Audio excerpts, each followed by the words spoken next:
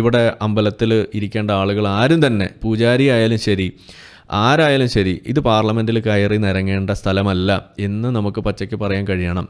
ഇതാണ് നമ്മളവിടെ പറയേണ്ടത്. ഇവിടെ ഇത് ജനാധിപത്യമാണ്. അതിൻ്റെ ഒരു അമ്പലം എന്ന് നിങ്ങൾക്ക് വിശേഷിപ്പിക്കാം, ജനാധിപത്യത്തിൻ്റെ അമ്പലം. അതിലെ പ്രീസ്റ്റ് എന്ന് പറയുന്നത് ആരാണ്?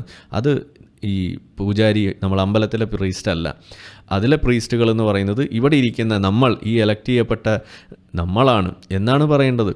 ഇവിടുത്തെ രാമനും സീതയൊക്കെ നമ്മൾ ഓരോരുത്തരുമാണെന്നാണ് അവിടെ പറയേണ്ടത്. അവിടെ പിന്നെ ഗാന്ധിജിയുടെ രാമന്, മറ്റേ ആളുടെ രാമൻ എന്നൊക്കെ പറഞ്ഞിട്ട് മെഴുകുന്നു.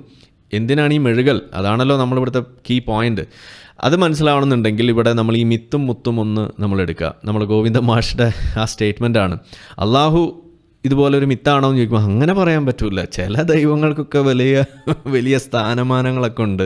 അങ്ങനെ എല്ലാവരും മിത്താണെന്ന് പറഞ്ഞാലേ അത് ശരിയാവില്ല, എൻ്റെ തല പോകും എന്ന ആ സ്റ്റേറ്റ്മെൻറ്റ് നിങ്ങളൊന്ന് ഓർത്തെടുത്താൽ മതി.